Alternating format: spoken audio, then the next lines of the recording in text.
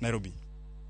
Erokamano Eriko Wenga kuom lipodno. Kawadhi nyime ni riwruok mar weg kembe mondiko ji tich FKE oseyo piny owacho kuom medo yie osuru ewi jopiny kowacho ni ok en gima ber ne ohelni kod chugo thuolo mag tije ne jopiny.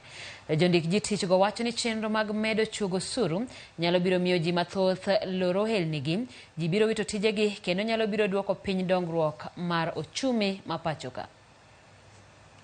Riwruok mar weg kembe mondiko ji tich koro wuok oko mar kwedo piny owacho kuom siko medo osuru ne jopiny, gino ma giwacho ni medo mana hinyo ngima oganda kod thiro ochumi ma pachoka. FKE wacho ni gisiro chenro mar Kenya Kwanza mar manyo osuru kuom jopiny, kata kamano gimon ni sirikal osebedo ka medo osuru piny maru moro e tok wadgi, gima koro miyo lwasi mar timo ohala e pachoka okethre. Employers are no longer able to plan their costs and inputs.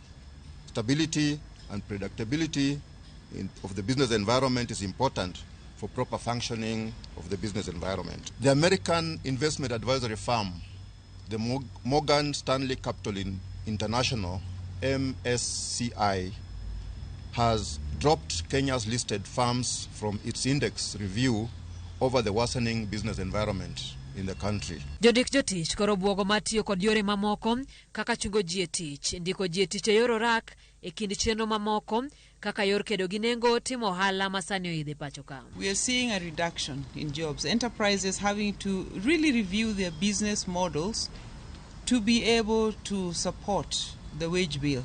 So increasingly we are looking at short-term, flexible terms of engagement that perhaps either outsources that service or takes on people on contracts for short term or contracts for a specific task to be done, and once the task is done then you release that person. Kane hotel negi kod ogai margi habilo laka, FKE wacho ni osuru mano biro kod chik mar omenda maigani osenyo ohala e pachoka, gino mosemiyo piny Kenya owito ohala nyaka kinde kod pinje maoko.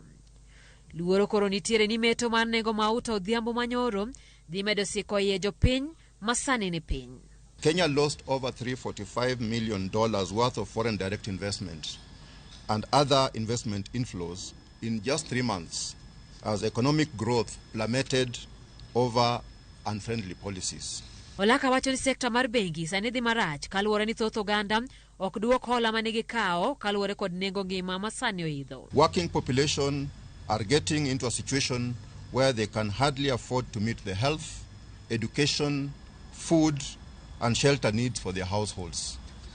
We appeal to the executive and parliament to address this matter by involving all stakeholders in the process of developing policies that reduce poverty and enhance economic growth. FKE koro dwaro mondo piny owacho duoko osuru mijuogo jo Kenya kod kembe piny, oket lwasi makare mar timo ohala kendo chung chenro mag osuru michano medi ne jo Kenya thuolo machuok mabiro.